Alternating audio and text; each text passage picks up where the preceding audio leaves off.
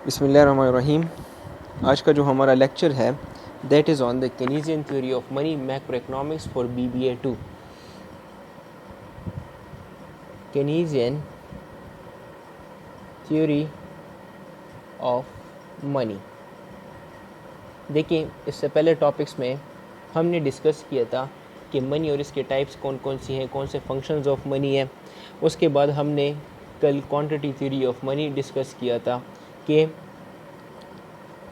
MV is equal to PY, कि velocity and Y को जब हम कांस्टेंट रखते हैं सो अगर मनी सप्लाई में इजाफा होगा तो प्राइस में भी इजाफा होगा। ये फिशर का कहना था according to the quantity theory of money. इसके बरक्स केनीजियन ने कुछ क्रिटिसिज्म्स किए थे इस थ्योरी पे, और केनीजियंस का कहना ये था, केन्स का according to the quantity theory of money, कि मनी हमेशा एग्रीगेट डिमांड को पे असर डालता है और उस एग्रीगेट डिमांड की वजह से फिर प्राइस पे असर आता है। ठीक है, किस तरह? For example according to the Keynes कहते हैं अगर मनी सप्लाई में इजाफा होगा, मनी सप्लाई एक्चुअली हमारे पास एक एक्सटर्नल फैक्टर है। किस तरह कि सेंट्रल बैंक इसको कंट्रोल करता है। कभी कभी वो money supply printing of money ज़्यादा कर लेता है, उसके डिफरेंट असूल है जो कि हम आगे मॉनेटरी पॉलिसी में पढ़ेंगे। लेकिन अगर वो कहते हैं कि सेंट्रल बैंक अगर मनी सप्लाई बढ़ा दें तो उसकी वजह से जो इंटरेस्ट रेट है वो हमारे पास लो हो जाएगा।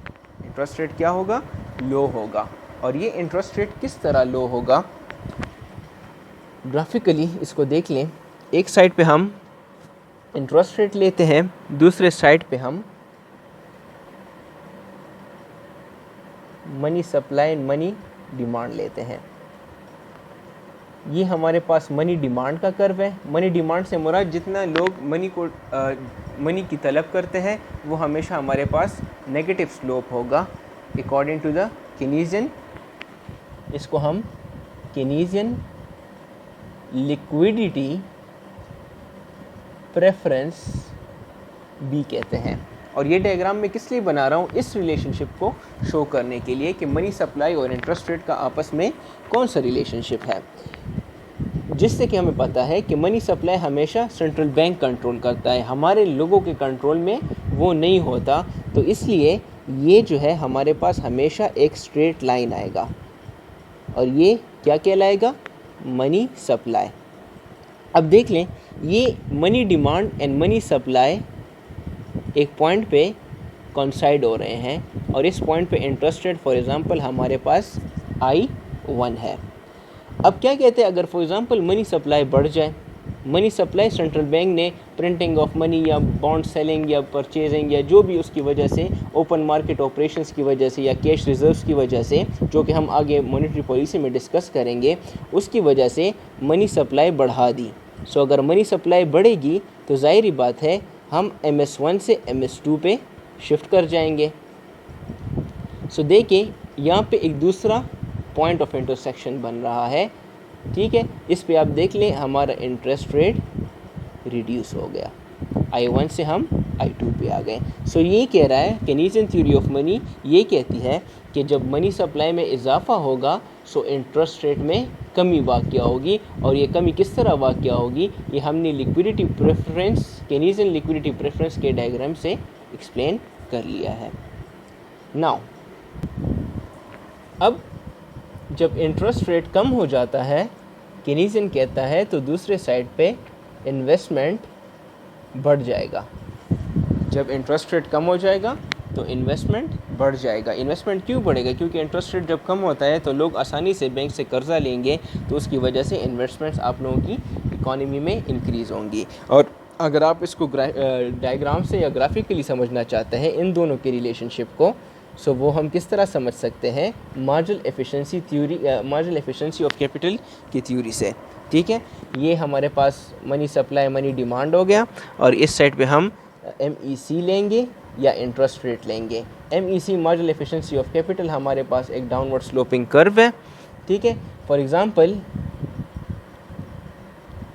ये हमारे पास इनिशियल पॉइंट है, यहाँ पे हम इन्वेस्टमेंट लेंगे, I1 है।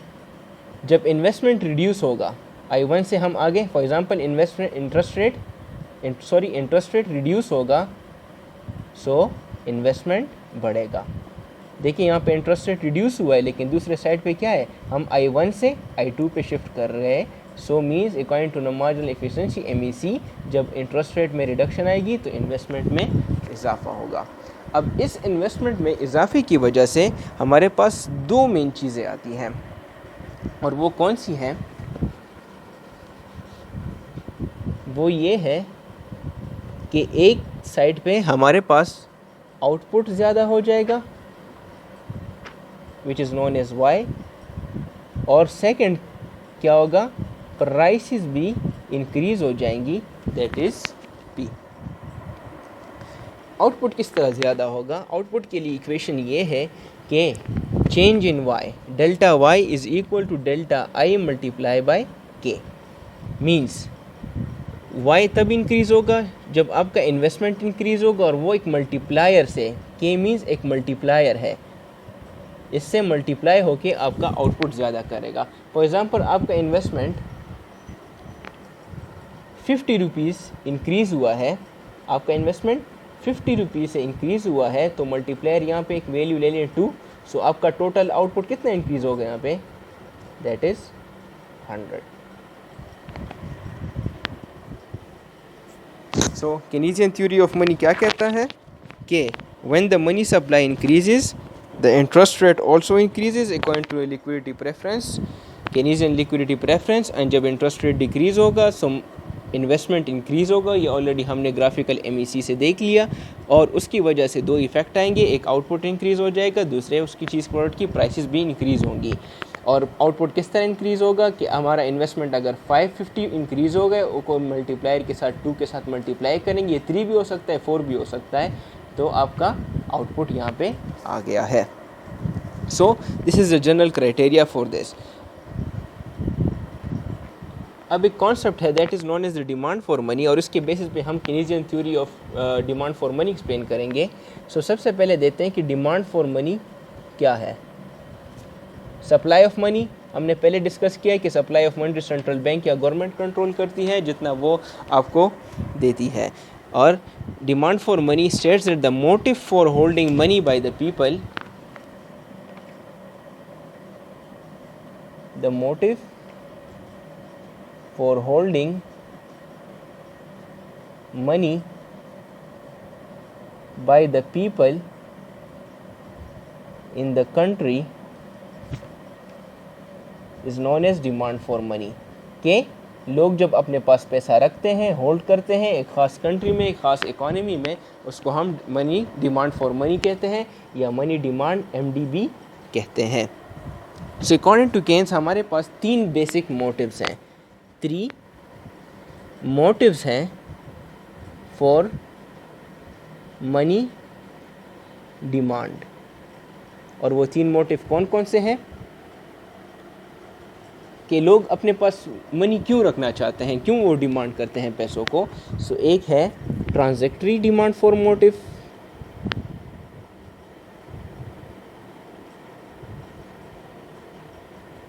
सेकंड है precautionary demand, money demand, and the third one is speculative money demand. अब हम आगे एक एक को फर्दर एक्सप्लेन करते हैं। Okay, the first one transactionary demand, money demand.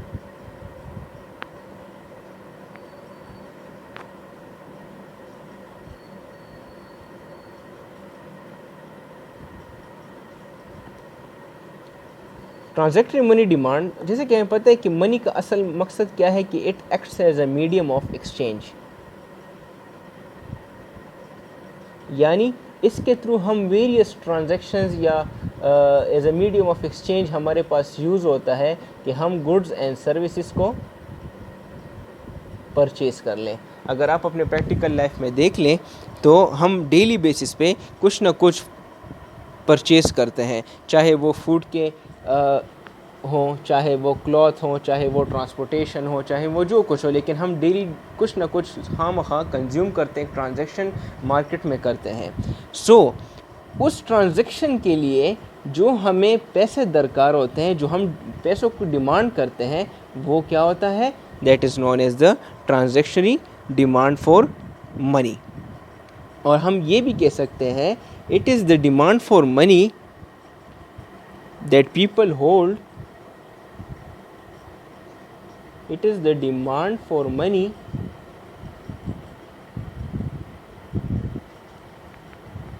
that people hold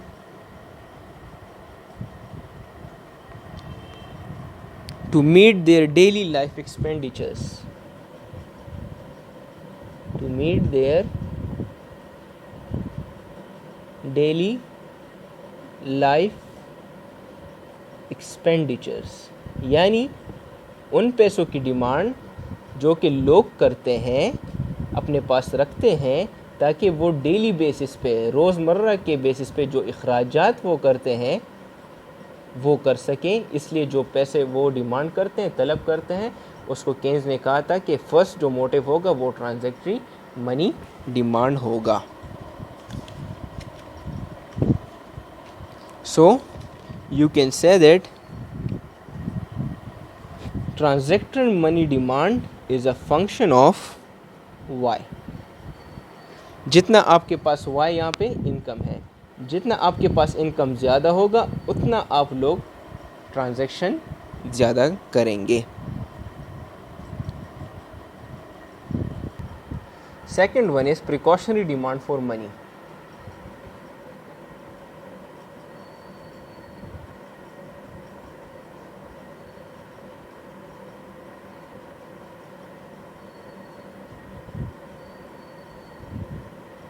अब प्रिकॉशनरी डिमांड फॉर मनी से क्या मुराद है? प्रिकॉशनरी डिमांड फॉर मनी से जनरल मुराद ये है कि कुछ लोग, बल्कि ज़्यादातर लोग क्या करते हैं, मनी को डिमांड करते हैं इसलिए कि वो मनी उसके इमरजेंसी के टाइम में उसके काम आ सकती है। ठीक है, जिस तरह फॉर एग्ज़ाम्पल अगर बंदे का एक्सीडेंट हो जाए, उस केस में हॉस्पिटल में उसके जो पैसे अपने पास वो खामखा डिमांड करता है कि ट्रांजैक्शन के अलावा उसके पास इमरजेंसी के लिए मौजूद हों। इसी तरह अगर वो अचानक बेरोज़गार हो जाए, अनएम्प्लॉयड हो जाए, तो उसके पास कुछ ना कुछ हो। ठीक है, इसके अलावा in case of any emergency जो आपको पैसे दरकार होते हैं उसको हम प्रिकॉशनरी डिमांड फॉर मनी कहते हैं। अब डिपेंड करता है ये नेचर ऑफ पर्सन पे भी। कुछ लोग ऑप्टिमिस्टिक होते हैं अबाउट फ्यूचर, मींस कि वो ज़्यादा पुरुमीद होते हैं अपने मुस्तकबिल से, सो वो एज अ प्रिकॉशनरी मनी वो डिमांड कम करते हैं, मींस वो लगाते ज़्यादा हैं और ये जो प्रिकॉशनरी डिमांड फॉर मनी है वो कम करते हैं। कुछ हमारे पास पेसिमिस्ट होते हैं, यानी अबाउट फ्यूचर वो ज़्यादा पुरुमीद नहीं होते, ज़्यादा नर्वस टाइप के होते हैं, सो वो एहतियातन इमरजेंसी के लिए ये money demand, precautionary money demand ज़्यादा करते हैं। सो जो सेकंड मोटिव है पैसे की तलब के लिए या मनी डिमांड के लिए, वो है प्रिकॉशनरी डिमांड फॉर मनी, यानी वो मनी जो कि सिर्फ इमरजेंसी के लिए लोग अपने पास रखते हैं in case of any accident या अनएम्प्लॉयमेंट वगैरह, उसको हम प्रिकॉशनरी डिमांड फॉर मनी कहते हैं। इस टाइप की जो मनी डिमांड है that is a function of income and interest rate. ये डिपेंड करता है किस चीज़ पे? उस बंदे की इनकम पे भी करता है और जो मार्केट इंटरेस्ट रेट है उस पे भी करता है। Third one is speculative demand for money.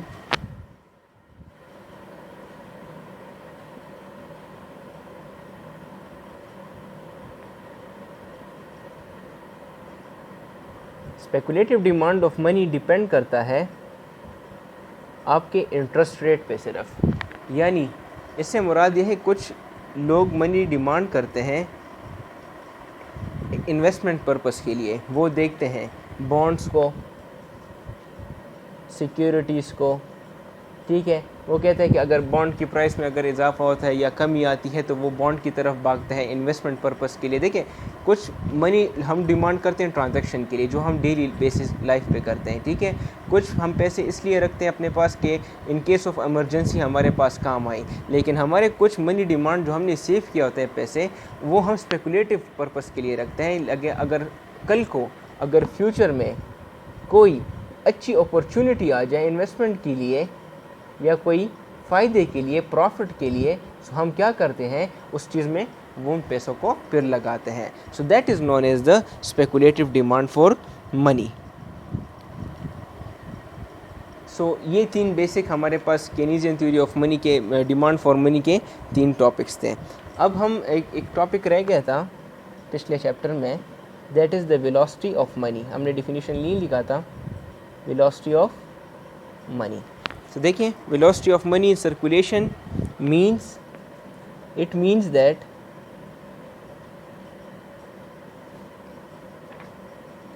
how many times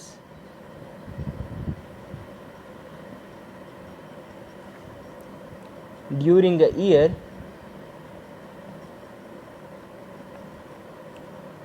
a unit of money